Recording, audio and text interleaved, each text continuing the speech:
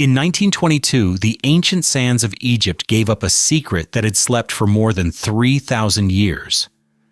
Beneath the Valley of the Kings, British archaeologist Howard Carter discovered the tomb of a forgotten pharaoh, Tutankhamun, a boy king whose name was about to become legend. Carter's search had lasted years, fueled by rumors, lost maps, and sheer determination. Most experts doubted the tomb still existed, but Carter refused to give up. When his team uncovered a hidden staircase, his heart raced.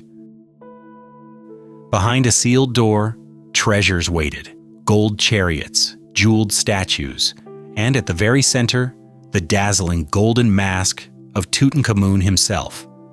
Everything was perfectly preserved, untouched by thieves or time. But on the wall, Carter noticed a faded warning: "Death shall come on swift wings to him who disturbs the king's peace." He recorded it in his journal, but didn't believe in curses. Science, not superstition, had opened this tomb.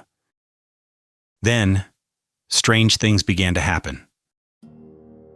Just months after the discovery, Carter's patron, Lord Carnarvon, died suddenly in Cairo after a mosquito bite turned septic. On the very night Carnarvon died, his dog, thousands of miles away in England, let out a howl and collapsed. The newspapers seized the story. "Pharaoh's curse strikes," blared headlines around the world. It didn't stop there. Over the next few years, several people linked to the tomb fell ill or died in odd ways. Arthur Mace, a close associate of Carter, died of respiratory failure. George J. Gould, an American millionaire, visited the tomb and soon after contracted a fever that killed him. Sir Archibald Douglas Reed, who X-rayed Tutankhamun's mummy, died unexpectedly not long after his work. The list grew, each new death stoking public fear. Among the most chilling stories was the fate of Captain Richard Bethel, Carter's secretary. He was found dead in his London club, rumored to have been smothered, fueling the curse's legend. Soon after, Bethel's father, Lord Westbury, threw himself from a window, leaving a note blaming the Egyptian evil haunting his family. Stories spread like wildfire. Some said Carter's canary was eaten by a cobra, the sacred serpent of the pharaohs, on the very day the tomb was opened.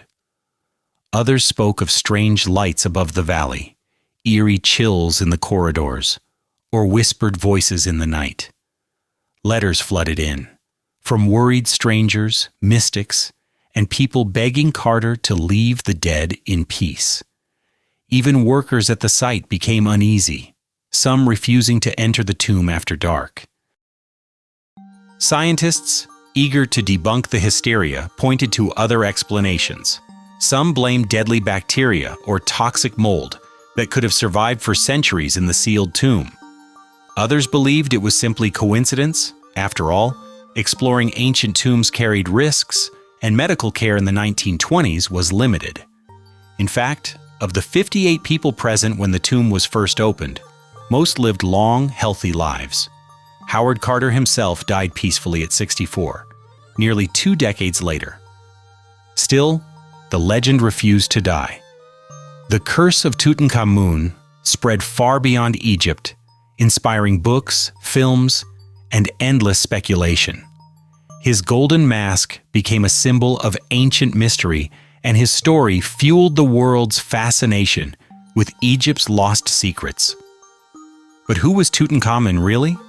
A boy who became pharaoh at just 9 years old, ruling briefly before dying at 18?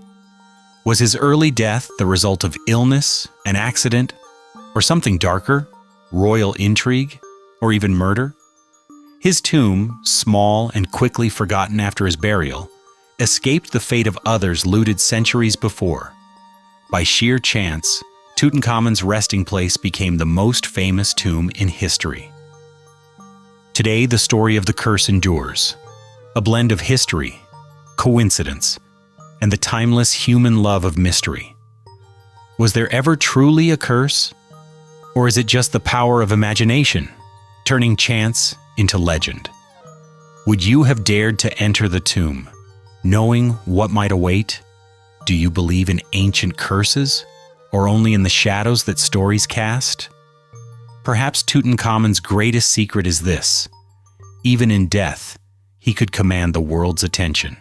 And maybe, just maybe, that's the only magic a king ever really needs.